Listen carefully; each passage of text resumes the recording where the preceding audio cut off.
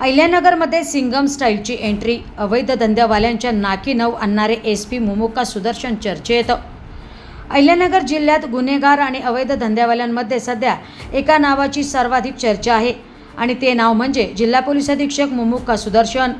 चंद्रपूर जिल्ह्यात 2 वर्षांच्या कार्यकाळात धडाकेबाज कामगिरी करणाऱ्या सुदर्शन यांची थेट अहिल्यानगरमध्ये बदली करण्यात आली आणि पदभार स्वीकारताच त्यांनी कारवाईचा सपाटा लावला।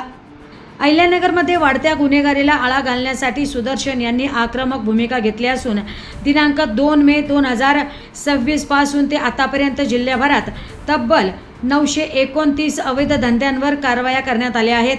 वाळू माफिया, मटका क्लब, बिंगो आणि इतर अवैध व्यवसायांवर धडक कारवाई करत पोलिसांनी सुमारे 3 कोटी 12 लाख रुपयांचा मुद्देमाल जप्त केलाय। विशेष म्हणजे या कारवाया पारंपरिक पद्धतीने नव्हे तर क्रॉस ॲक्शन पद्धतीने करण्यात आल्या।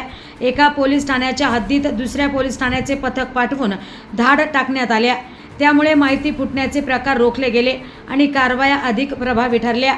तर गावठी कट्टे आणि बेकायदेशीर शस्त्रांविरोधातील मोहिमेत 7 देशी कट्टे, 15 जिवंत काडतुसे जप्त करण्यात आले असून 8 आरोपींना अटक करण्यात आली आहे।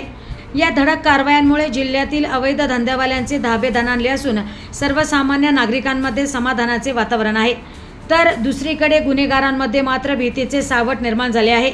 SP मुमुक्का सुदर्शन यांनी नागरिकांनाही आवाहन केले की जिल्ह्यात कुठेही अवैध धंदे सुरू असल्याची माहिती असल्यास ती थेट पोलिसांपर्यंत पोहोचवा।